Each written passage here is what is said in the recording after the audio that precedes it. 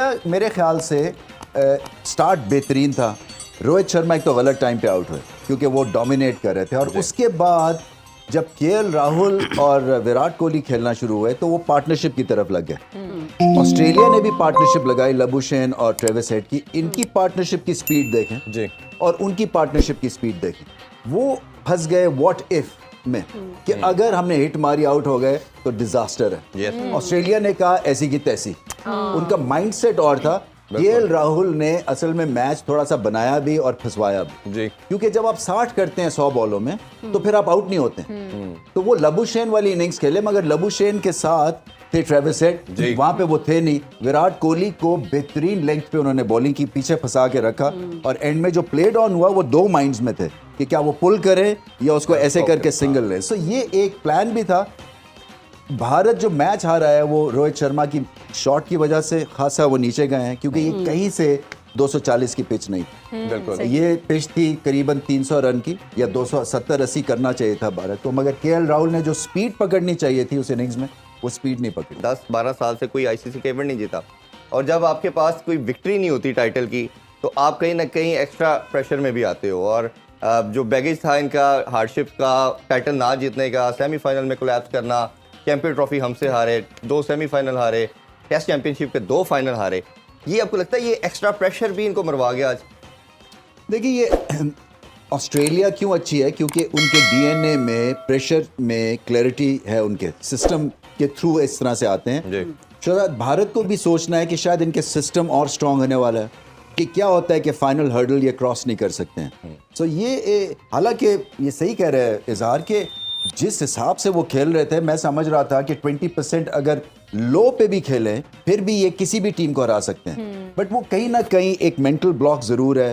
तो हम बात कर रहे हैं साउथ अफ्रीका का चोकर्स, तो ये फाइनल में चोक कर रहे हैं, ये पहुंचते हैं, और इसलिए इनको अफसोस होगा क्योंकि हर चीज इनकी तरफ सही जाती है। मतलब अगर आप फंड्स की बात करें, इंफ्रास्ट्रक्चर की बात करें, आप माइलस्टोन्स की बात करें, फैन फॉलोइंग की बात करें, इंटरेस्ट पूरी दुनिया का होता है इनमें, इन सब के बावजूद ये कहीं ना कहीं टेम्परामेंटल इश्यूज हैं, और वो एड्रेस करने हैं। वो आई डोंट नो कि वो डीएनए में एड्रेस होंगे, क्योंकि बात करते हैं कि हमारी जो जनरेशन नेक्स्ट है ये पुरानी से ज़्यादा स्ट्रांग है और ज़्यादा इसका बॉडी लैंग्वेज स्ट्रांग है, या वो फिर सिस्टम से एड्रेस होंगे, किसी ना किसी तरह से होने ज़रूर है। रमीज भाई, अगर इस वर्ल्ड कप के ऑस्ट्रेलिया की जर्नी देखें और शुरू में 2 मैचेस हारे, बड़ी इन पे क्रिटिसाइज हुआ, ज़ैम्पा पे बात बहुत हुई, वो हाईएस्ट विकेट टेकर बना उनके लिए, second highest in the world cup as well.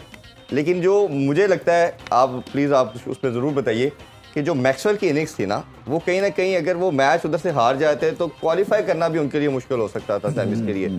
उससे जब आप हमेशा बात करते हैं कि जब ऐसे मोमेंट पे कोई आपको विक्ट्री मिलती है, वो इतना ज़्यादा आप लिफ्ट अप होते हैं तो फिर किसी भी मोमेंट पे नहीं आप हारते। आपके ख्याल में भी ऐसा ही है कि वो विक्ट्री इनको उठा के ले गई?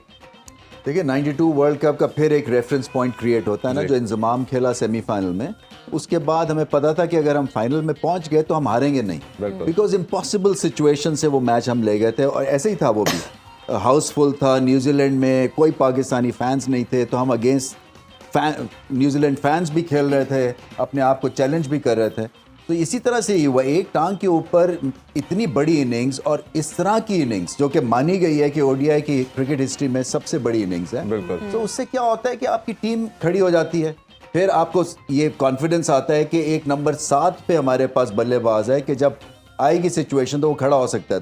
तो ये ओवरऑल एक बहुत ही ग्रेट तरह से जो एक डग आउट एनवायरनमेंट को एक जो पुश मिली है ना, वो उस इनिंग्स के थ्रू मिली। रिव्यू ना लेना, इस हवाले से क्या राय रखते हैं? देखिए, ये टीम के लिए खेले हैं वो, जो रिव्यू ना लेना भी होता है ना, ये बहुत बड़ी बात होती है, क्योंकि आपने देखा है कि टीम्स जो होती हैं वो जो खास तौर पे जो हमारे एशियन ब्लॉक में हैं क्रिकेटर्स, वो फौरन ले लेते हैं रिव्यू कि मेरी बचत किस तरह से हो जाए। तो ये जो नॉक लिया ना उन्होंने, वो टीम के लिए लिया, क्योंकि उन्होंने पूछा, और उनका ये ख्याल था कि अगर ये स्टंप्स को या बेल्स को किस भी कर रहे हैं तो आउट है। सो मुझे ऐसा लगता है कि आइडिया तो नहीं था, क्योंकि वो स्लोअर वन था, बाउंस हो रहा था, और स्लो बाउंस के ऊपर आप एक्सपेक्ट करते हैं कि कहीं ना कहीं बॉल विकेट को लगेगा, बट आई थिंक एरर तो था ही था जजमेंट में, बट ये जो बड़ा डिसीजन था और वो लिया उन्होंने टीम के बेनिफिट के लिए। ऑस्ट्रेलिया ने जो हैंड खेला ना इस फाइनल में, वो है लाजवाब।